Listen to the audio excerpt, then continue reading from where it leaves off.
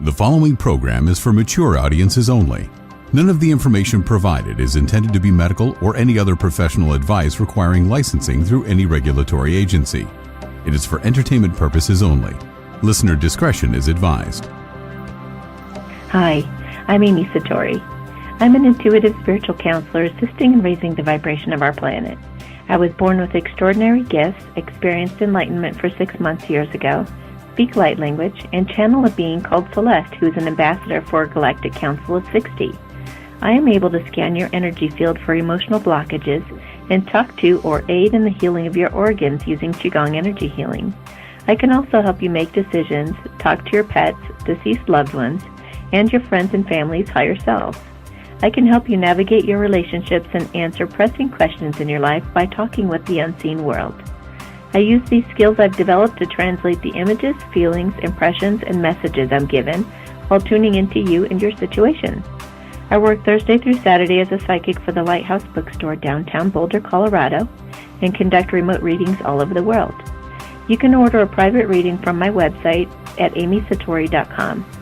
Please like, share, subscribe, and follow me here on Podbean, Instagram, my 1111 Twin Flame Forum on Facebook, and YouTube.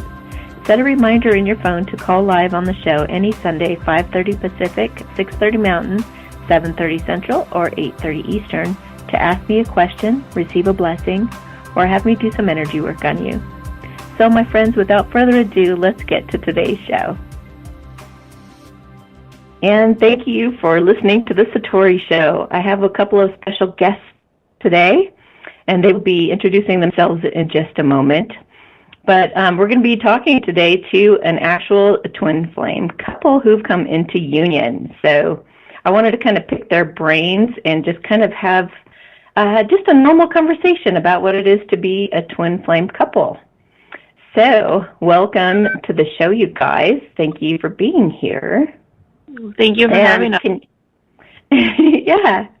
So, and what are your names again? Kristen and Sean. Sean, right? Okay. Yeah. So, how did we meet? Can you tell our audience a little bit about that experience?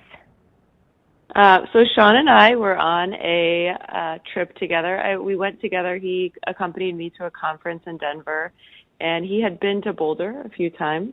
However, I had not, so he suggested that we go together to enjoy an area that he loves. And while we were there, we thought we would engage in a psychic reading where we met Amy. How'd the reading go? Overwhelmingly positive, I think we both felt. Neither of us were familiar with the idea of a twin flame romance, and the way that you laid out the perspective was helpful to us. It gave us a new way of looking at the struggles we'd had, as well as the profound benefit and the great fun and the deep connection and the challenging of each other that seems to be a part of this relationship. Ah, so cool. Well, I'm glad I could help that way. And so basically, for you listening, I just basically spelled out the different types of relationships there are, and they identified themselves closest with the twin flame journey. Only there was no rejection. There usually is a rejection on the part of the masculine. These guys never did reject each other. And as I picked their brains, I did figure out, I think I know why. It's because these guys are so darn mature. Which I'm not sure that we feel that way each and every day, but it's good to hear that from an external party. Yeah. I mean, when I was asking you guys lots of questions, which I always do, it just became really, really obvious to me that I always tell people that the reason that twin flames go into separation is they start blaming each other. So I was, asking you some questions to see like how you deal with conflict and all that kind of thing, and your answers were just like, okay, yeah, I could see why they didn't have an issue. They did go through a separation. Their separation was, how long did it last that you guys were going back and forth? Because it wasn't like you guys didn't talk for several months at a time. It was more like they were separated physically and would communicate here and there as they went along until they were able to come into union together. So can you guys describe that separation period? Yeah, I think months, less than a year. And Okay. I think the longest that we went without communication was probably 3 weeks. Yeah. Yeah.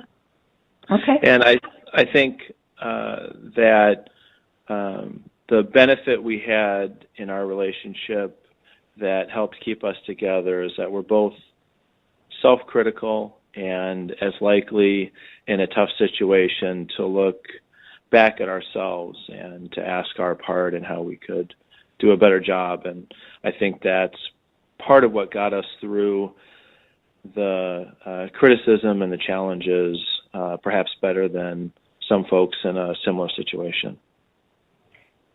Now, can you guys give us an example of what that looks like? Maybe a specific thing you guys had to face where you kind of went through that process?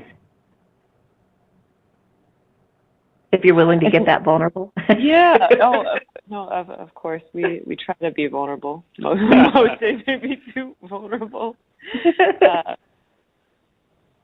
Yeah, I'm trying to think what's the best part of our relationship to explain that. I think in an overarching way, I think we're both big believers in this concept that if something is bothering us in the world around us, it's usually indicative of something that we don't have entirely resolved within ourselves. Mm-hmm. So I think an example, and this is probably still vague in nature, but one thing, like a pretty consistent point of contention is that we're both professionals and really quite busy in our careers. And I think that in a relationship, it's often the case that we look to the other person for getting our needs met and validation and companionship. And that's not always physically possible when we're wrapped up in other pursuits. So I think some of it is just an awareness of, in those moments where we look to that other person to be more available and maybe I'm not or maybe he's not, an awareness of what is it within us that's reaching out for that in another person. Right. We both work in medicine, and I think both of us do a great job of taking on other people's suffering and helping them to heal. And then we find that we benefit greatly from that work, but we often come to the end of the day exhausted and having poured ourselves out and taken in negative energy from our patients. And we had to get used to summoning a little bit more at the end of the day for each other, as opposed to coming home or collapsing at the end of the day and asking for the other partner to fill us up or to take care of us. You know, we were doing similar work for a time together, and even when we're not working together, we're doing very similar work within healthcare, and we had to reach a little further into ourselves and bring energy and enthusiasm and love and patience, probably more than anything, late at night after our long days. Well, what did that look like? I mean, did you guys actually have a conversation about that? And what did that conversation look like? Hey, we're kind of coming home. What? I say most weeks we have that conversation, if not most days. So it's kind of like you guys just get home and you're like, I'm so tired and this and that. Here's how I can give to myself. Or yeah, I think some of it is just trying to be cognizant of our own emotions, right? Like some of our own thoughts and feelings and behaviors happen on a very subconscious level. So taking the time and reflecting to try to become aware of what's driving us, what's driving those thoughts and feelings, emotions, behaviors, and then doing our best to not only individually be aware of them, but articulate to the other person, and then beyond that, understand where the other person is coming from, rather than like being defensive or of one's own behavior or becoming critical or contemptuous. Really, like making yourself willing to recognize the truth in the other person's approach. Okay. So, all right, we need a specific example. Like, can you guys just like reenact a conversation like that? I mean, so many people. I'm just, yeah. I'd say a common one is not. I mean, I don't know what happens if you guys want to do like a real one that you've had before, or I think a common one is probably being too tired to have sex or something to that effect. How would that go? That is a common one. Maybe what the deepest one, though, I wonder if it would be around our work and kind of that divide and like how we can over that. Tell me how that conversation would go. Let's just pretend that the rest of us aren't listening. We could definitely do that. Okay, perfect.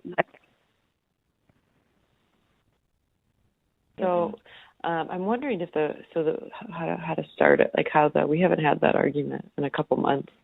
So I'm wondering maybe the most common argument that we have is around time, right? That I'm I feel like I need more time.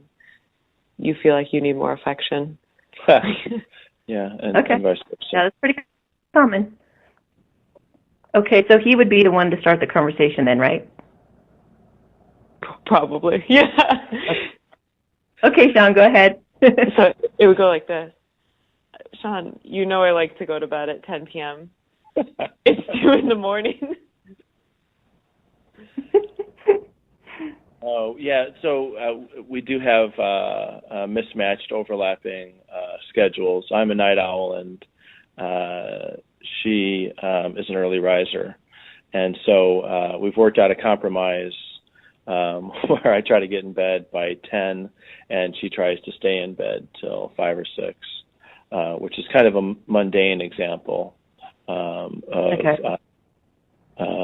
meeting each other, and maybe not as interesting as something else. I apologize for short stories. No. So, Sean, okay, so go ahead, have that conversation.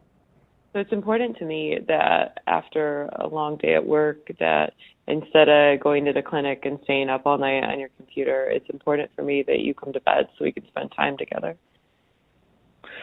I agree. It's often, unfortunately, only when I get to a certain point of finish where I feel free to give myself to you fully.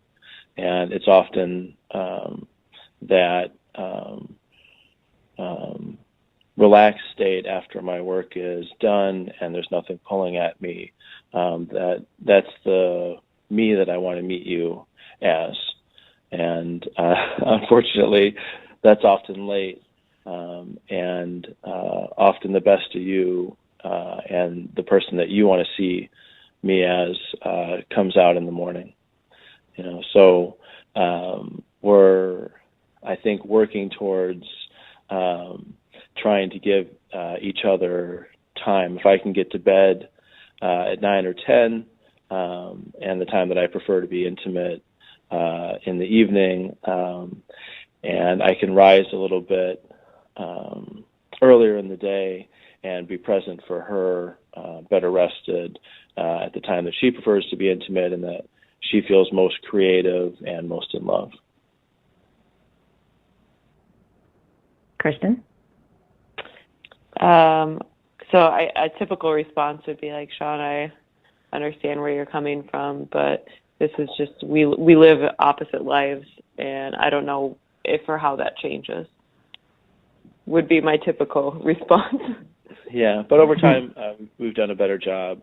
And we have, I think, more success than failures at working out a schedule. I'm to bed earlier more often, and she's in bed later more often. Okay. So what about if you guys just totally disagree? How do you handle that? This is going to sound absolutely ridiculous, but I don't know that we've ever totally disagreed and not recognized the other person's like validity in something. Yeah, I think we always figure the other one has something to offer us that neither of us are smart enough to be completely wrong, and that there's always value either in understanding each other or in getting some perspective and some benefit from diving into each other's perspective. I think, which isn't always easy, right? Especially when emotions are high. Yeah. Right. Yeah. But I so think how do you handle those times? In situations where emotions are high, usually one or both of us cries a little bit. True. And then I think I told Sean maybe in the first couple weeks that we got together, I said that usually if I'm upset, it's because I need you to like physically show me that you care about me. And I said the best thing that you can do when you're mad is to just hug me. And he's usually pretty good about that. Getting better over time. And I think we've also learned that we cool down in different ways, right? When cortisol is high and we're both like in fight or flight mode, I think sometimes the best thing to do is to take 15 to 20 minutes and like change directions and then come back at it when we've cooled down a little bit. Yeah, I think that's a great way to handle it for sure. It can be hard when someone leaves the house and they don't say they're going to come back or anything like that. Oh, yeah. If one of them has abandonment issues, it's like, oh my gosh. And we've definitely in at least a few circumstances been there. And we've talked through that notion of abandonment issues, right? Of saying like, it scares me when you do X, Y, and Z, and then found strategies to work around that. Yeah, I think I was the one, as much as early in the relationship, Kirsten may have needed the most space in general in our relationship. I think that when we're fighting or when we're upset or when we're frustrated or scared, I'm the one who's most likely, when things are their hardest, to take a break and to leave. And I always come back. And I think she has done a better job of granting me that freedom and not trying to control me and allowing the space to come in and out of the conversation. And I've done a better job of hanging in there and getting to that agreement or understanding that's so important for her. And it's been a little bit of, a lot of struggle to both get better at the side of that we prefer not to deal with. When things are at their most heated, I want a little time to cool off and to come back at it later. And I think she's seen me take enough breathers and come back, not a month later, but 20 minutes later. And I've seen her meet me somewhere in the middle when I stick with her and continue to work through things without breaking. And I think we are doing a little bit better job of finding a flow that works and doing one strategy of breaking and coming back when it seems like it might be best, and sticking with it and pushing on when that's most likely to lead to resolution. That's awesome. Do you ever go back and like reassess? I think it works better, when you say you're going to be back in 20 minutes, or I think it works better when, do you guys go back through what's just happened and Yeah, talk about the best way to handle it, like the next time or whatever? That takes very little time for Kirsten to remind me that the thing that she dislikes most is when I physically leave a conversation. And it doesn't take me much time to explain that I need that freedom to leave and clear my head and come back and not feel controlled or trapped. I think we do a better job over time of choosing our battles as well, and deciding that there's an infinite amount of work for us to do in our relationship, and concentrating on the synergies as well as addressing the larger problems is much more important than taking the opportunity to fight about smaller non-issues.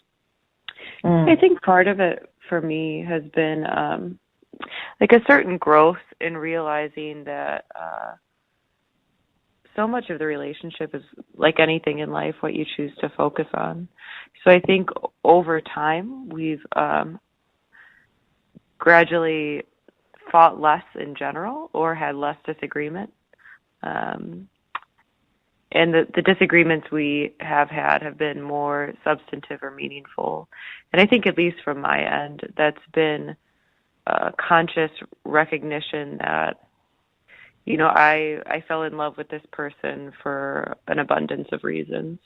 And when I fight, it's usually, or when I raise a point of contention, it's usually out of some fear within me, right? But recognizing, I chose this person for all these reasons, and I'm choosing to look at this issue in this way because of a certain fear. But I'm not in this moment recognizing like all the things that I care or love about this person. And if it's worth, I think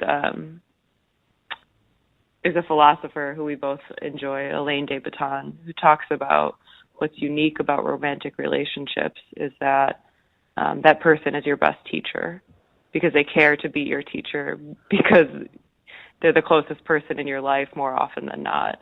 So they'll take the time to raise the points of contention so that they happen once, maybe twice, maybe 3 times, but not beyond that.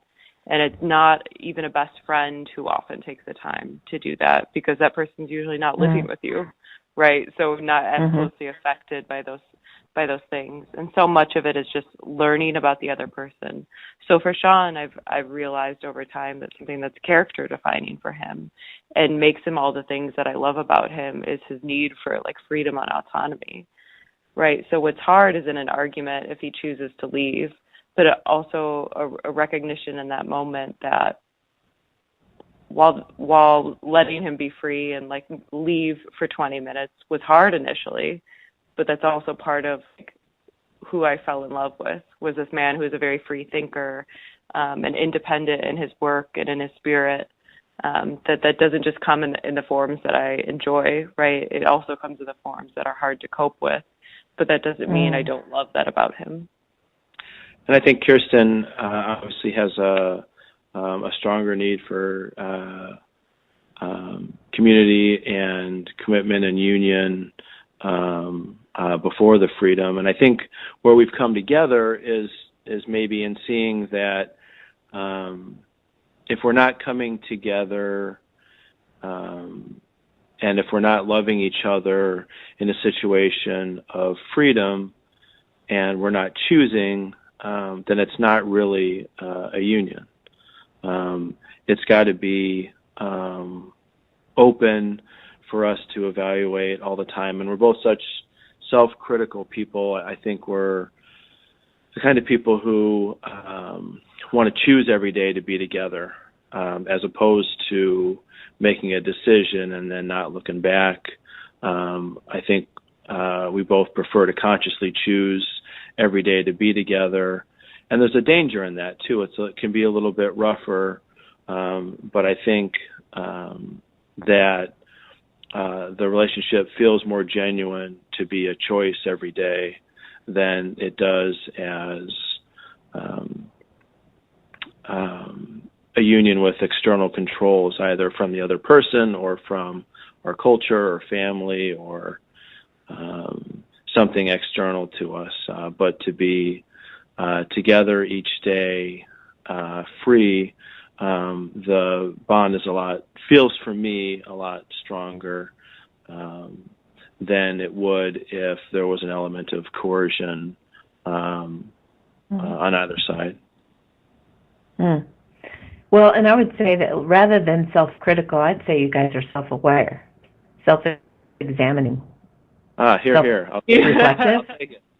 I think that is something that we work towards. Well, the fact that you guys have the maturity not to beat each other up means you're also not beating yourselves up. Right. So you guys know how to cut yourself slack as well. If you're able to do it for someone else, it's just a double-sided thing. I think we both very much agree that in order to be, gentle with other people, we also have to be gentle with ourselves. Yeah. And I think we build a confidence over time. Obviously, the more time that we deal with a deep concern or criticism and make it through that, the greater confidence we have, and actually the deeper we can go with our criticism and with our praise. With each success, we find ourselves more comfortable digging deeper and taking bigger risks, not in a external way, but in our interior dialogue with each other, and maybe making ourselves more vulnerable as time goes by. So just choosing each other every day. I mean, do you wake up every morning and look at each other and you're like, yeah, I guess we'll stick with you today? And the next day you're like, I don't know. Have you ever said no? Some days it feels like that. Yeah. I think very briefly we talked about this idea that maybe not in this recording, but in person, we talked about this idea that at least initially it felt like there wasn't a choice. Like there was this magnetism that neither of us could really explain. I don't think either of us at the time were really actually looking for a relationship. Yeah, it very much felt like a truth, at least on my end. My love for her felt like a fact, and it didn't mean that we needed to be together, but it was the kind of thing, it had the weight or the certainty of maybe somewhere, below my certainty of my existence, or my consciousness that's hard to question, and somewhere maybe above my certainty that the sun's going to come up tomorrow. Somewhere in between there was this certainty that I loved her and admired her like no one I'd ever met. And it didn't mean that we had to be in a relationship romantically, but the way that I felt about her and the importance and weight she carried in my life felt not like something that I had to think through or discover. It just was something that shortly after meeting her was just a fact of existence. Very natural. Right, very much so. I like that. So are you guys aware that you're choosing each other every day, or is it just that you guys are around each other that you know that you've chosen each other? Is there any commitment? Is there any,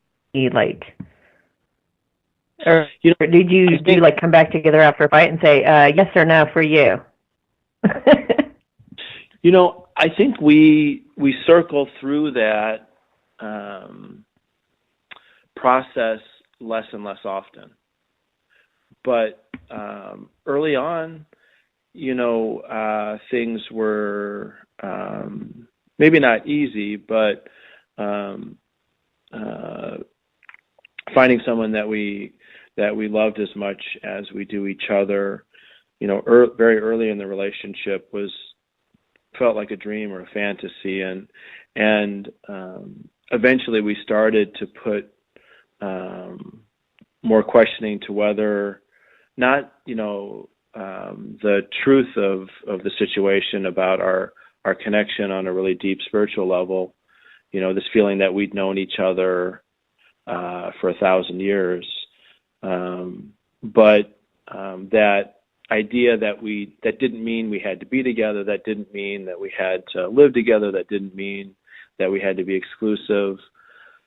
But I think that cycle of running through that and questioning all of that and deciding to be together and deciding to be the only one in each other's lives, that's something that we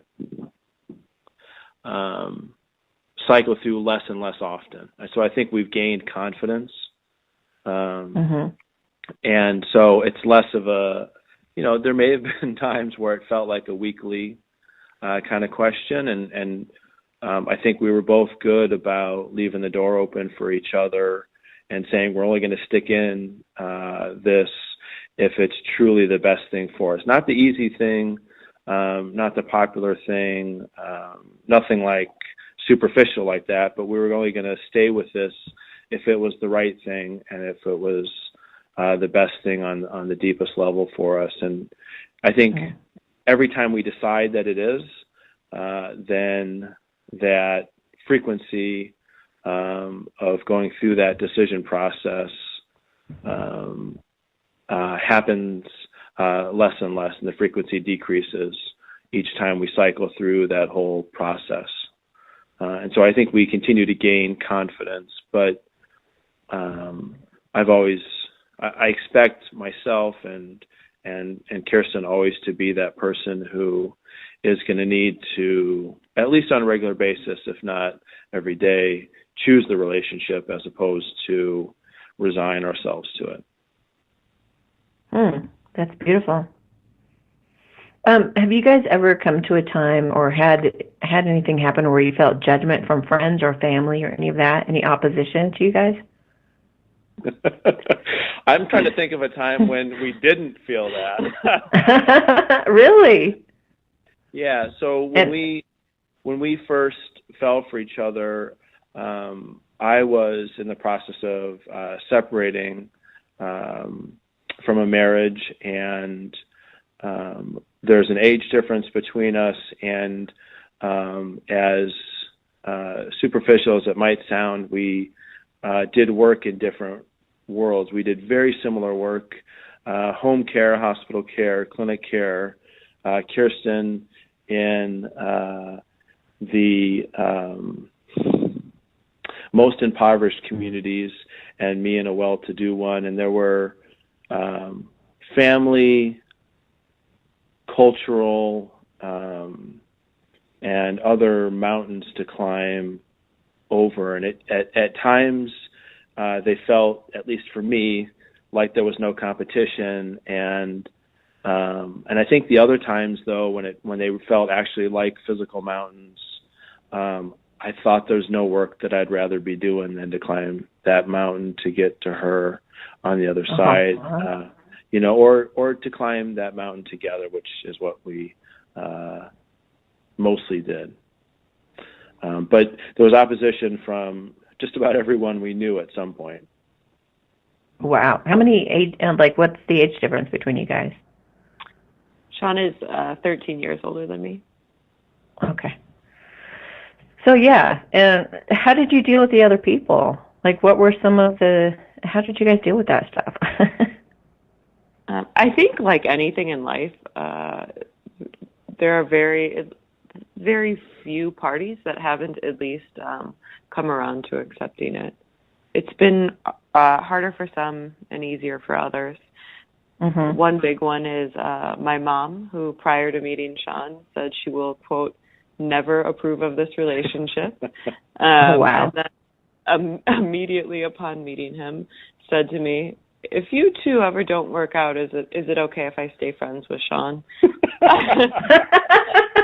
I really love him. He's like my son now. So this is what he said last week, Mom. But that took some work. That took me getting up. Her mom gets up even earlier than her, and that took me getting up at 2 a.m. and going to her workplace where she drinks coffee for 2 hours before she starts, and putting myself in front of her a couple times and wow. Letting her ask every question that she could think of. So you've got to be kidding me. Oh, this is very true. Yeah. Wow. Talk about climbing mountains. I was in India at the time. It was, yeah. And Sean took the initiative himself. Well, he knows, I think, just how important that is to being integrated within one's life is finding common ground with the family. And we're both helpers by nature. I think most of our day is driven by a desire to help other people, and the focus on our own needs is a secondary one. And so I think a lot of how we got through it was just to understand and to care for those people who were struggling with it. I think like everybody who goes through a similar process, mostly what we were hearing was less about our relationship and more just a kind of a reflection on each person's worldview, their own fears, about a relationship they were in or about something that had happened in their life. And I think that made it easier, was just to try to take their perspective and to be sympathetic to it. And I think we both do that well, which is why we can do the work that we do. Wow, yeah, that's amazing. That's really amazing. You guys never wanted to turn on each other because of these differences between you guys? There was never a time when you looked at each other and questioned it yourself? No, I think we definitely have. We both came to the situation from different family and different perspectives. Are you comfortable with me talking about that a little bit? So I had been in a marriage that I was working on getting out of, and I really came from a culture that you got married and you stayed there for life. And when we met, I was on my way out and was, I was doing the work I needed to before I even met Kirsten to have her in my life. That's kind of what the 6 months of the year before I even met her, in retrospect, looks about to me. I didn't realize it at the time, but I was making all these changes in my life so that I could have her in my life. And she came from a background of disillusionment with marriage and with relationships that were long-term, discouragement for them. And whereas I came from a more traditional family and background, she did too, but the messages she was getting were about liberation and feminism and not being tied to a relationship. And so we came to this kind of middle ground of our own culture that we created between the two of us, that was coming out of, maybe like any perspective, something that had truth but was partial. And we kind of created a new middle space that a lot of people eventually could find themselves in. Not everyone, but that's okay. But a lot of people found themselves in kind of a new space with us, and if we gave them time and understanding, and it was hard not to get angry sometimes, but Kirsten and I still call each other out when we think that we would have liked to have been introduced to someone or included in something that maybe because of some old wounds or some old family or other issues, it's still easier, to kind of exclude, or, we still both have friends that won't meet our partner, which is strange. Wow. But there's less and less of them, and those folks are a smaller and smaller part of our life, hopefully with as much kindness as we can handle that. So it's not that it doesn't come up from time to time, but it's like, I think the other conflicts, we're getting better at this as we go, and building confidence and developing new skill sets. Being helpers, Kirsten and I weren't really used to disappointing anybody. And so this was like a giant opportunity for us to get good at saying no and being okay with our loved ones thinking less of us. Wow, that's great. You guys are the ideal twin flame couple, honestly, because this is what it's for. This is what twin flames are for, is to grow each other. Oh. So, and you guys have managed to do that very well. Yeah. And this is like ideally the way you want to treat it. You want to treat it with respect. You want to treat it with, learning and growing and validating and having boundaries and just, it's essentially taking the opposites on the planet as well as we compromise and as we come to that more heartfelt place and have these heartfelt conversations and evolve as people. You're actually, on a bigger picture, affecting everyone on the planet and helping them all do the same thing. That's what's so beautiful about it too, is you're affecting the collective as you're making those mature decisions like you are. You're helping everyone else do it too, because we're all connected. So isn't that awesome? I think we very much agree. And even I remember so vividly at the outset of the relationship, Sean saying, like, this is bigger than just us. There's so much that we together can do, right? Just through the sheer virtue of us being together. Well, and oftentimes twin flames do work together, and when they don't, they get depressed. So it's kind of just a cute little fact. If I do have a twin flame couple that come to me and they kind of talk about kind of feeling stagnant, kind of stale, I encourage them to get in some kind of a project together, to do something together. It could be a hobby, interest, but they need to have something that they do together that they feel passionate about, or they'll experience that. It's because you experience the discomfort so that you'll make a course correction and get back on track in alignment with your purpose. So that just happens to be one of the things that makes twins feel better, is doing something together. Oh, I think we very, very much agree with that. I think one of the hardest things, at least from my end, is I always use the term parallel lives. When we're both off in our, like, quote unquote own world, that's something I think that's really difficult for the both of us. And I think we both derive such meaning from our work that it's just that much more impactful when we have the opportunity to do it in synergy. Do you guys ever sense each other or feel each other or know what each other's going through without telling each other? Sure. Yeah, very much so. Yeah. What does that look like, for an example? Oh, so I think it can happen in a very mundane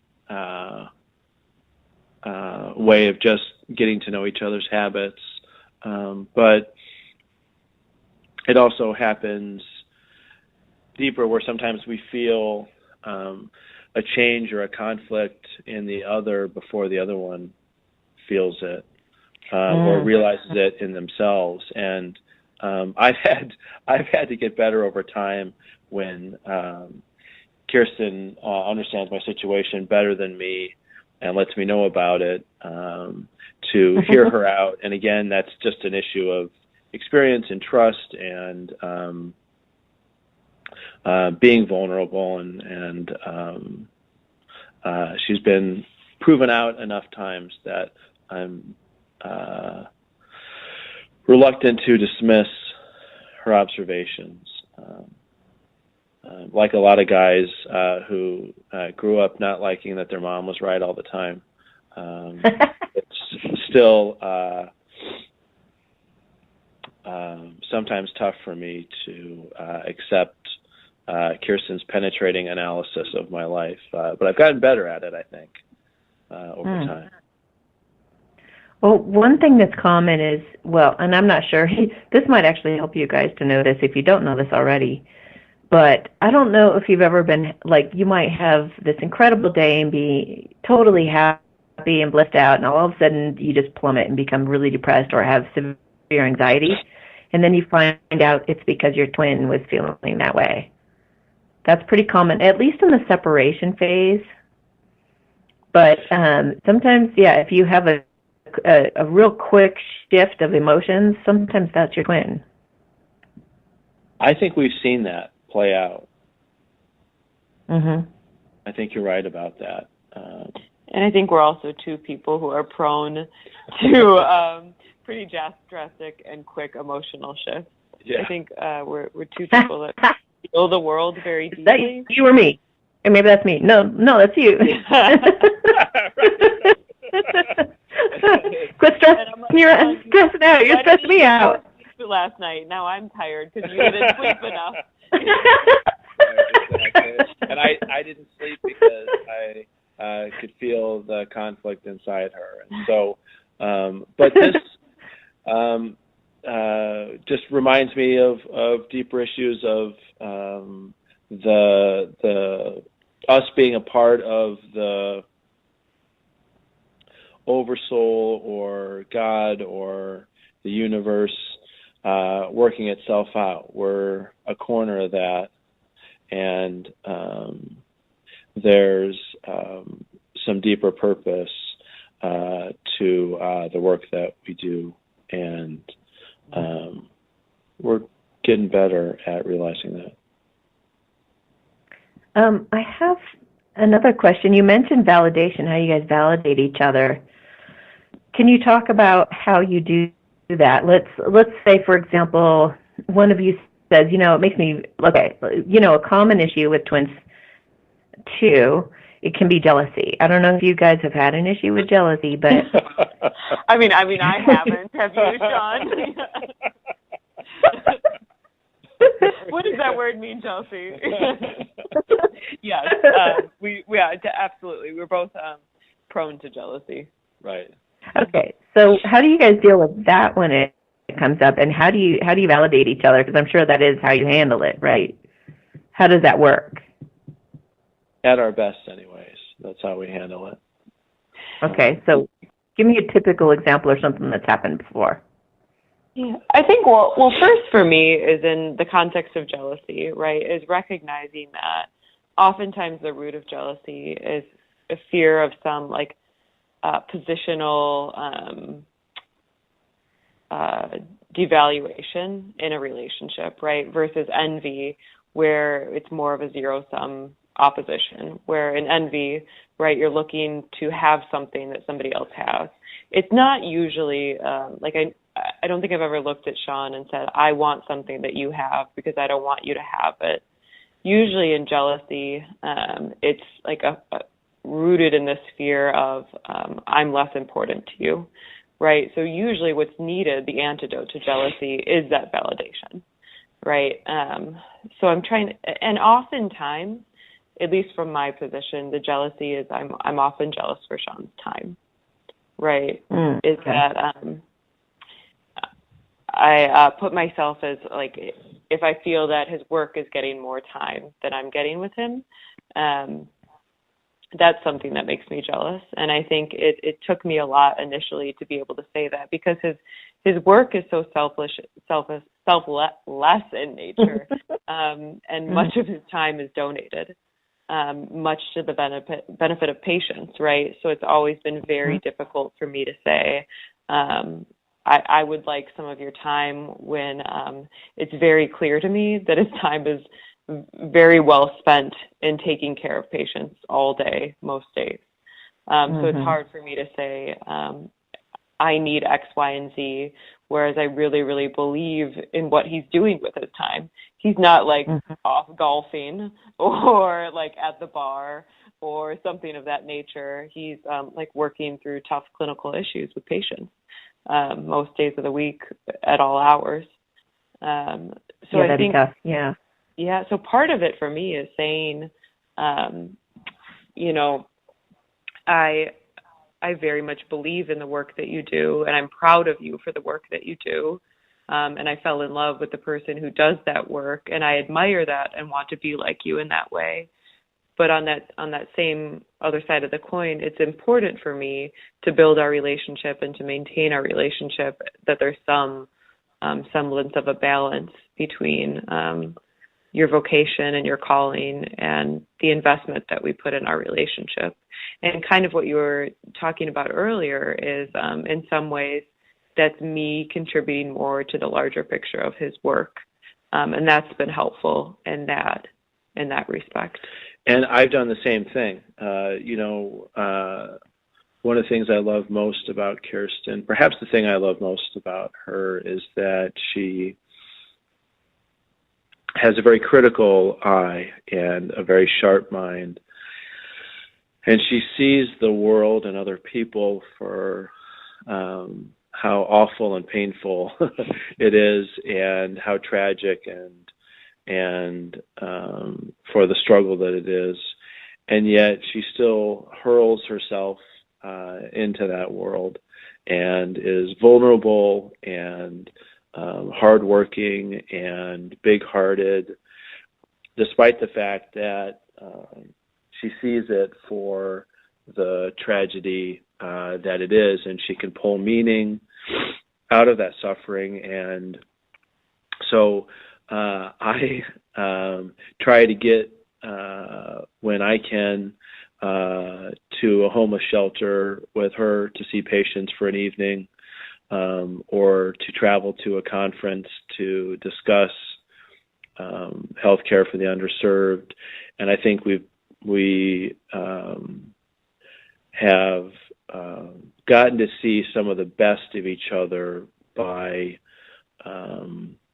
putting ourselves into the professional life. And obviously, we're lucky in that we're both in healthcare. I'm a family physician, and she's a family nurse practitioner. And so it's easier for us to get into each other's world because we can both be helpful. We both work much of our days in struggling clinics in different contexts, and have both worked in each other's clinics in varying degrees as a way to spend time. But like Kirsten said, I love seeing how she is in the world. That's deeply pleasurable for me. And getting into that and seeing that actually helps with dropping the jealousy when it's something where we're apart. So I think it's, at least for us, and mixing our professional life has helped with jealousy, and has helped with the time limitations, and we're lucky to have that. And maybe that's one of the reasons why we could pull off this twin flame relationship, which I'm coming to understand is not always easy to do. So that's been one of the saving graces. We have so many obstacles in front of us, but we do have a few things, like being from the same hometown and working in the same profession, that have at least made it a little bit easier to walk in each other's world and to find time. So what does it look like to validate each other when that happens? Like, say Kirsten comes to you and says, I'm jealous that all these people are tugging at your time, and I would like more time. How do you not take that personally and not get defensive? What is show me like a response you might have to her that would validate her feelings rather than, Sean's reacting. The best at this. He can usually instantly make me feel better with his words. Go ahead, Sean. Yeah, what would you say? Give us an example. Oh, so, we spoke earlier. You want me to act it out? Yeah, please, go ahead. Yeah, act it out. Sean, 9 p.m. again, I already ate dinner. The dogs don't even know who their father is anymore. So I guess as opposed to a clever comeback, I think one of the things that I have found about myself and that Kirsten has found about herself is that our hearts can get even bigger. And I didn't know what I had inside of me until I took a very busy, hectic, overwhelming life and made it doubly so. And so there's a part of it when I'm tired and she's tired, that has to do with a belief about how gentle we can be with each other, or how big hearted we can be, and how present we can be. I think while we are far from present all the time, I think we've grown in our ability to be present. So if I am home late and I miss dinner, if I can sit in front of Kirsten and open up and listen and be present, she's been present for people all day, friends, family, patients.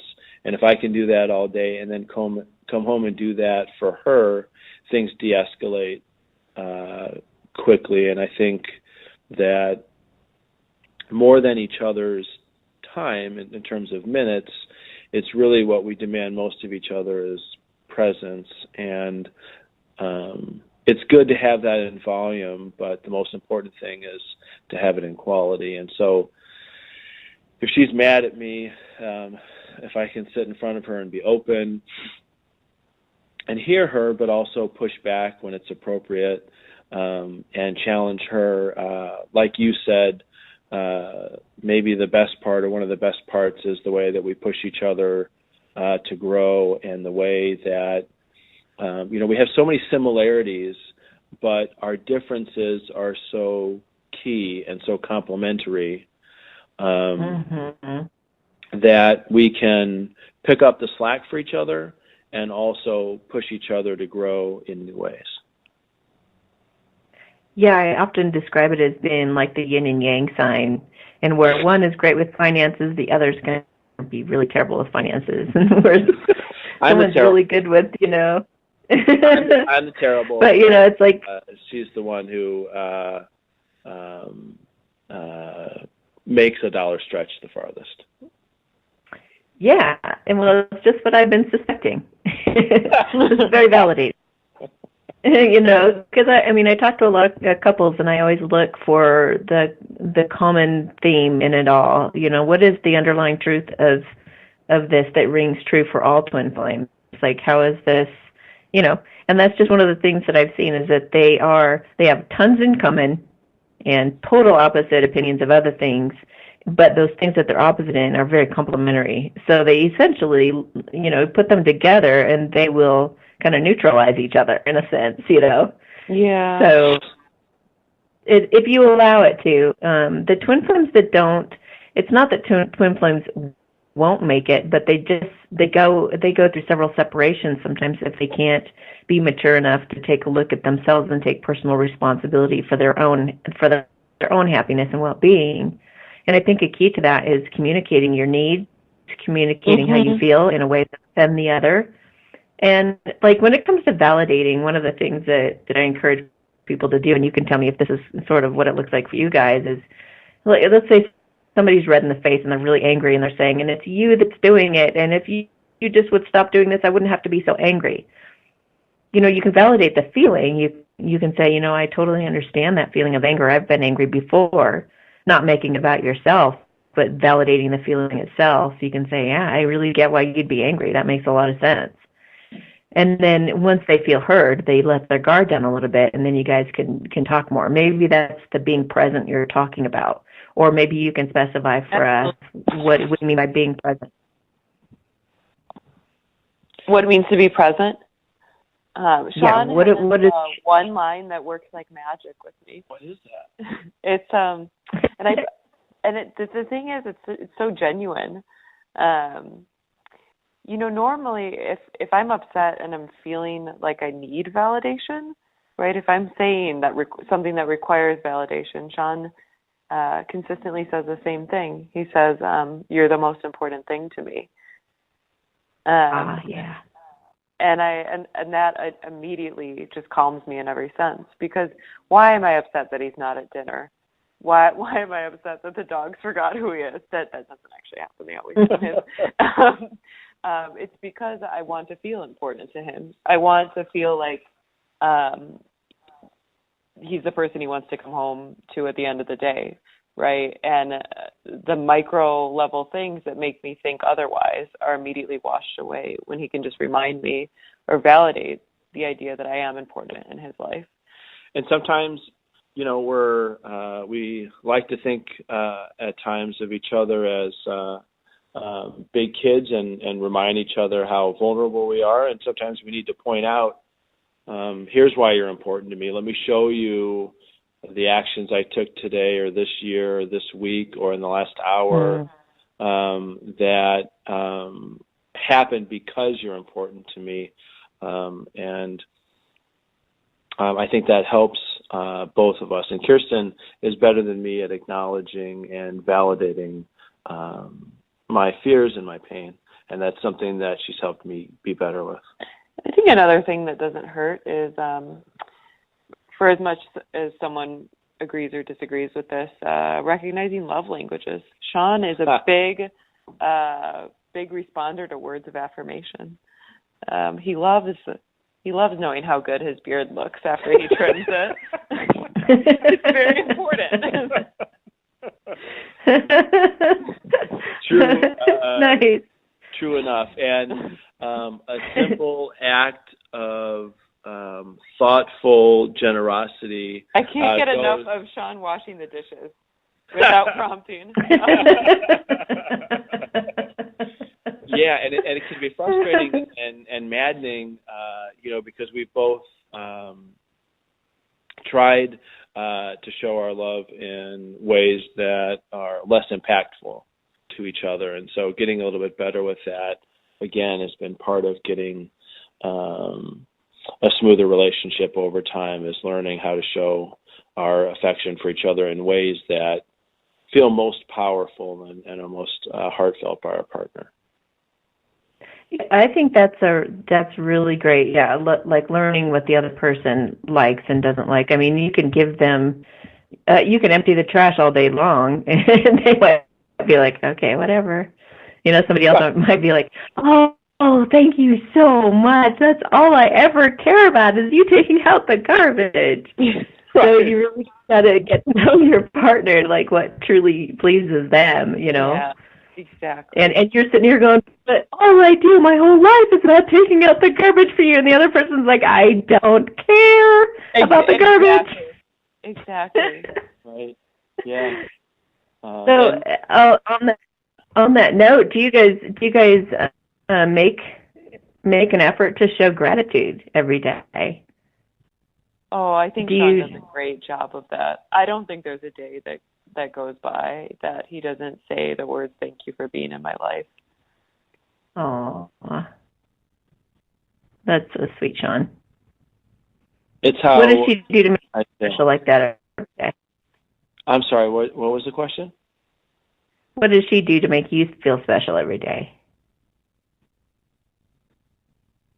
So, I admire who she is so much that the fact that she's in my life at all feels like a gift. So just kind of showing up is a really good start. And then if she tells me that she loves me and gives me those positive words, then I'm starting to lift off into the stars. And if she hears about some of my fears and comforts some of my pains, it's a kind of transcendent experience. So, which is not to say that most of our days aren't difficult. We both take on a lot more than we can handle, and we both have bigger eyes than tummies. But the days when I can be focused on the person that she is and the gift she is in my life, And when she can give me those positive words and then comfort me a little, those are the days that I feel like the universe was created for that day, where it takes on that kind of deep meaning that this is the kind of experience or the kind of healing or the kind of union or connection that the town we're in or the galaxy we're in or the universe that we're in needs, or the kind of connection that our lonely God first started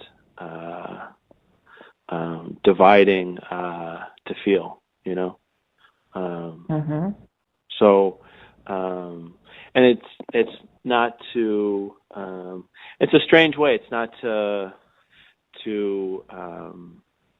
like aggrandize. I imagine that this is happening all over the place. It just feels like we're participating in the deepest needs of the universe on my end. So that we're easing that suffering. That's awesome, you guys. So we probably need to wrap this up. Are there any last minute words you guys would like to share with the audience? A lot of these folks have not come into union with their twin flames yet. They're not quite sure what to anticipate. Some of them are, and some of them are still in separation. But what are some words of advice as they start their journey? What could help them? Words of advice. I'd say just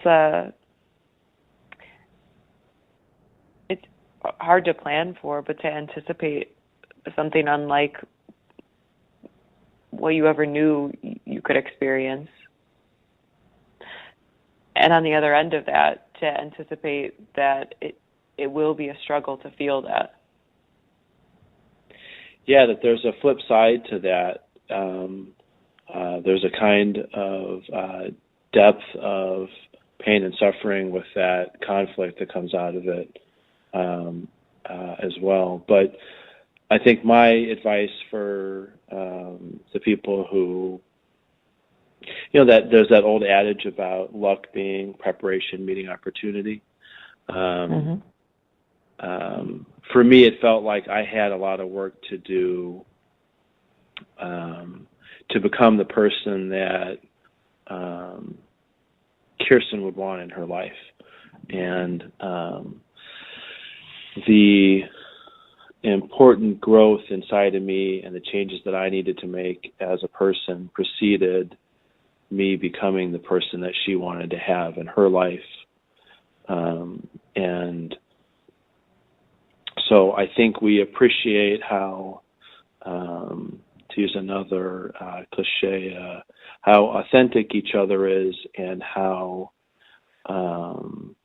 true to pursuing the path that we're supposed to. I love Kirsten because of 100 or 1,000 reasons.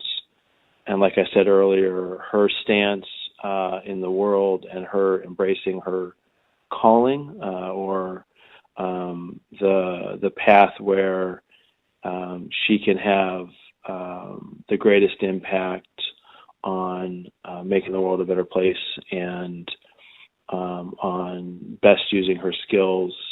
The fact that that's who she was when I met her was really important, and I suspect it might have been important to her for me as well. So what little advice I could give other than I hope you're as lucky as we are would be to pursue your calling and to be your authentic self, and that wouldn't be a guarantee of someone showing up in your life, but that it's the precondition for that kind of relationship. At least that's how I've come to see it. And to expect growth beyond that through the relationship. Yeah, right. That's just the start. Just being interested in being authentic is the precondition, and there's a lot more pain and growth and joy to come. Wow. Wow. You guys are so awesome. Thank you so much. You being willing to listen to us talk, especially me rambling. It was a great session that we had with you.